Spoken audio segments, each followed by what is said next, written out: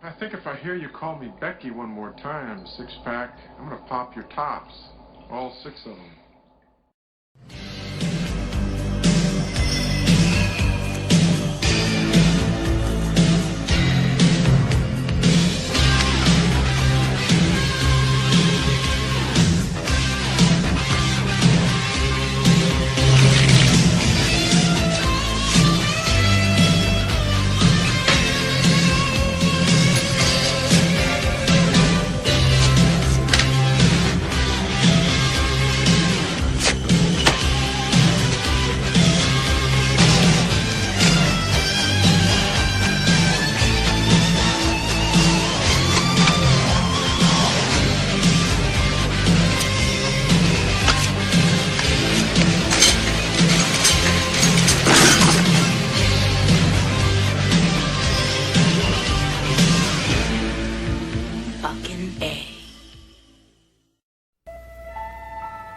The swamps of southern Arkansas. It's here that decades ago a legend was born. The legend of a huge, hairy, man-like creature. Is it man or is it myth? No one really knows. We're looking for the Boggy Creek creature. You can take my word for it, there ain't no monsters around here. Hey, boy, where do you think you're gonna find that monster? Gonna find him in the swamp if it exists. He's been seen over 100 times since the early 50s. Seen by who? Drunks or city folks like you all wanting your names in the newspaper? It's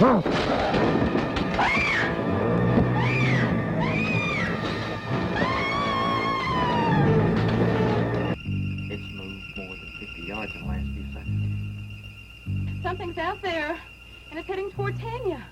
Tell him to come in, Brian.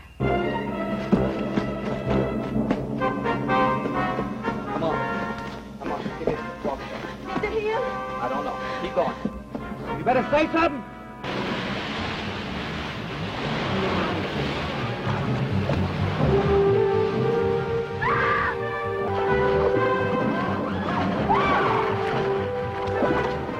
That's why you're building these fires around this camp, isn't it? Because it's afraid of the fire. Isn't it? You finally smartened enough, cousin. Talk to me. No.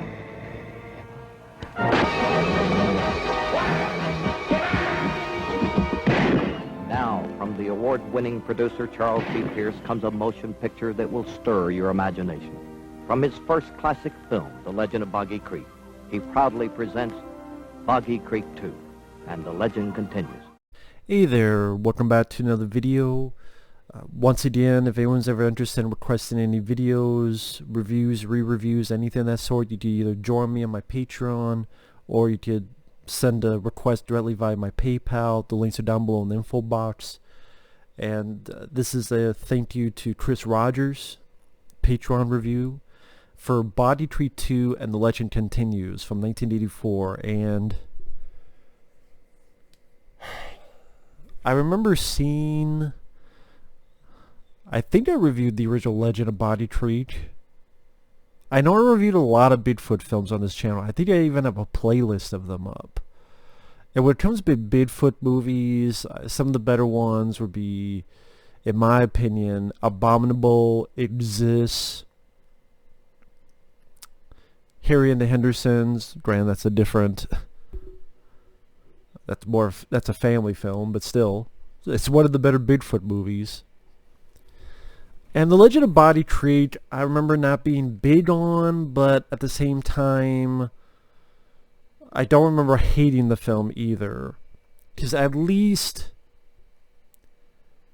in the back of my head, even if I didn't say directly in that video, I did respect what the director was trying to do, where he's trying to make this fake documentary. And you had a docudrama, so inspired by these events, and you know, this is what happened here, and showcasing these different encounters people had with Bigfoot. And the music wasn't too bad. I remember the music wasn't that bad in Legend of Boggy Creek. body. Yeah, my fucking body would be floating down the fucking creek after watching this fucking movie. This movie sucked ass. This movie's boring. I guess there was another sequel, but the director, Charles B. Pierce, who did the first film, he had no involvement with that. And he was unhappy with it. And he's like, screw that. I want to do an actual sequel, which is this. Which not only did he make, but he stars in. Which was a mistake because he's not an actor. Rest in peace, Charles B. Pierce. I know he did films Legend of Boggy Creek, Town That Dreaded Sundown, the original, among other films, but he's not an actor. He plays a professor. He's joined by 3 students. I think one of them is played by his son. I'm sorry, they can't act either. They go out, camp to find the ape man. Oh, I'm sorry, Bigfoot. Although he looks like a fucking ape man. He looks more like a gorilla. I mean, Bigfoot doesn't exist, so who knows what the fuck Bigfoot looks like, right? But if you told me he was looking for the fucking guy from that movie Schlock, by John Landis, or whatever the hell, Banana Monster. He's looking for the Banana Monster. Just look that up on YouTube. I would have been, okay, yeah, I would have bought that more than Bigfoot, but whatever. It just shows the great budget they had, where they mix in footage of a real deer, and then here's this fake deer, and you tell it's fake, and then just blood shooting out of its in the water. It's supposed to simulate that Bigfoot's killing this deer in the water. Which I don't know why he killed it, because later on, you just find the body of the deer in the middle of the fucking road, not having been eaten or anything. So why did he kill the deer? Just because he was an asshole? Like, Bigfoot wasn't hungry. The deer wasn't even eaten at all. Did he fuck the body and then left it on the fucking road because he's had his fill? The dead deer was his fucking version of a blow-up doll, and he punctured it too much, and he had his fill, and instead of keeping it, just left it in the middle of the road. I don't fucking know. But the professor and his students are from the University of Arkansas. You know this because the director wears the hat of it. And their first scene is them watching a football game in the stadium. I thought the direction was flat. The acting was below subpar.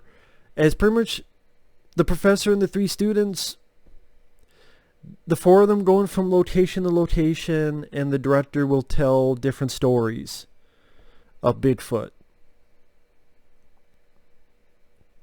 And I swear, Charles B. Pierce's kid, half his scenes, he has his shirt off. Okay.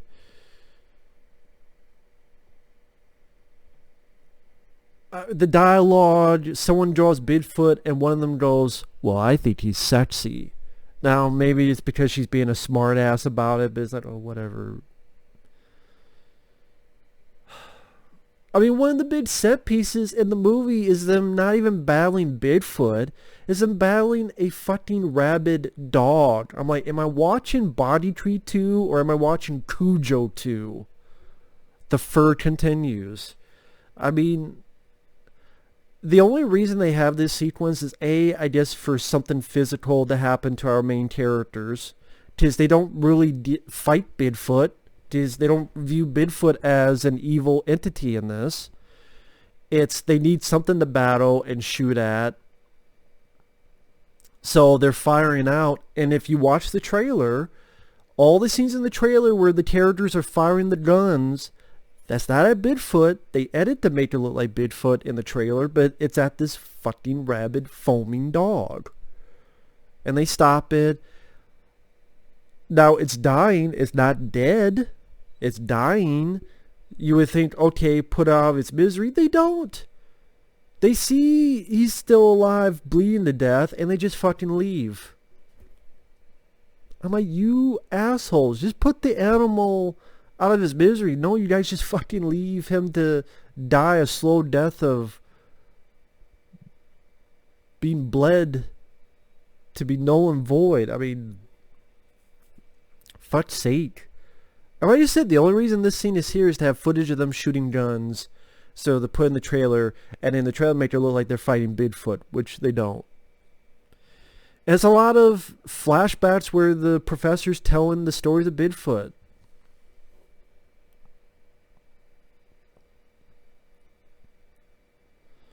One guy, he turns, oh, my light, and apparently got attacked and never regained consciousness.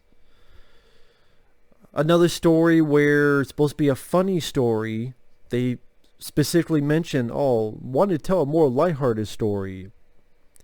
Just once in a blue moon, our characters, something happens. Like they're staying at a place, the power goes out, they get the task can, they get the power back on. They see it and they shoot it with a tranquilizer dart, does nothing. So the story I'm talking about, the more comedic story, is a guy who needs to take a shit. And he wants to try to take a crap in peace. And he wants to read the Sears catalog. Fuck the Sears catalog. At least have a Playboy or something. But no, this is a rated PG, rated G type of movie, so you can't have that. So you try and take the crap in peace. Bigfoot fucks with them. Was his inspiration for Demon and Friday the 13th Part 5. And retroactively go, have the redneck go, ooh baby, ooh baby, to the fucking Bigfoot. No. So the Bigfoot just fucks with them in the shit house. And the guy comes out and he's either shit or pissed his pants. I'm guessing shit his pants. Thankfully we don't see the shit. We just see there's something on there. Because the wife gets the hose. And take the water horse. Yeah, the water horse. Yeah, take the water horse and have it blow its fucking huge snot of water. No, the water hose. And clean the guy's pants. And the guy's just sitting there going, while his wife is hosing him down. I'm like, at least take the fucking pants off. Not that I want to see you with your pants off, but if you shit your pants or you piss your pants, take the fucking pants off at least. And take the fucking bath, not just have your wife fucking hose you down. They ain't gonna do anything, man. Go redneck. If you want to be redneck, you watch this movie.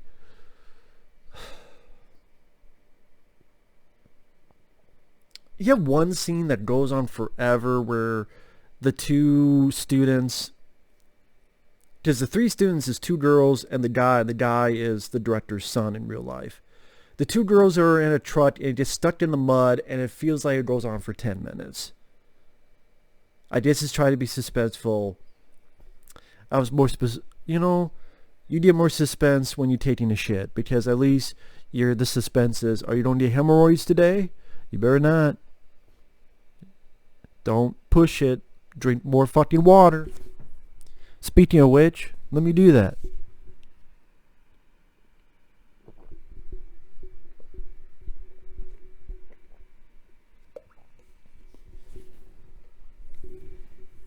Cry out loud, man.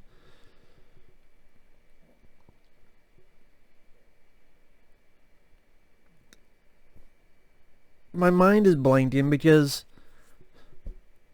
this is a very forgettable movie. It's a very boring movie. It's an uneventful movie. It's definitely not a scary movie. It's not a well-acted movie at all. Stupid lines like, they meet up with this one person. I don't like this at all. Because the person owns a goat. That could be a mad goat. You're chasing Bigfoot. You know Bigfoot's out there, but you're more worried about a goat being mad. Unless the goat stands on his hind legs and gives you the fucking... No, don't worry about the shit. So it culminates with him finding this redneck, overweight guy in overalls. If you picture a stereotypical version of a redneck, that's what this guy is. He's big, he's fat, he has overalls. One of them is done loose. And he's a redneck who loves a gun. Speaking of the redneck, just even the lead guy, I mean the director slash the lead actor in this, some of his line delivery, he's fires, not fires, fires. You're belling the fires. How the hell did he say? It's like, you be on the fires. Fire. He said fires in a very weird, fun, but it wasn't meant to be funny way. The fire. I tell you what, fire. The files. Files. You're building the files. He hates the files. I don't know how the fuck did he even do it.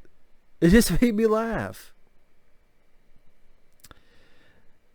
And you find out that the redneck has a little Bigfoot that he caught a day or two ago. And that's why Bigfoot's been chasing our professor and them, because he thinks they have it. And then Charles B. Pierce takes the bullets out of the guy's gun, just a little Bigfoot, gives it to the big Bigfoot. They leave.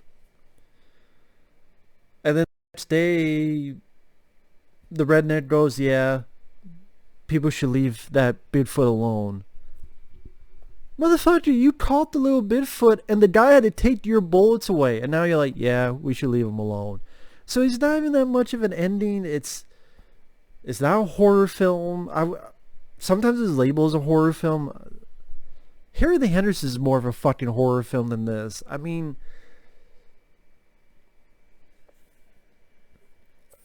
yeah, I was not a fan of this at all. There's not a single thing other than a couple unintentional laughs, like the way the guy in the third act said, the fires.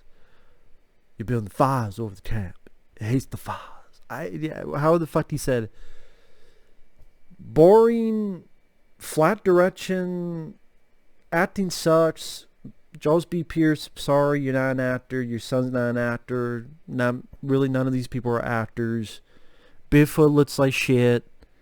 Looks like a guy in an ape suit. It's fairly boring. There's really nothing suspenseful, scary about it. And it doesn't even have interesting music like the first movie did. Even the first movie, at least Charles B. Pierce didn't put himself as an actor in it. And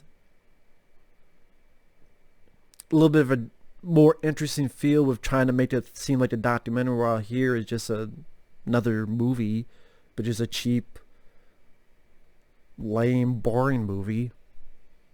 And I don't know what else to say. Boggy Creek II. Put your head in the fucking creek and you get more of suspense and you get more of a reaction than you would watching this movie. I don't know what else to say. So thanks for watching. Take care and we'll see you guys later. Bye bye.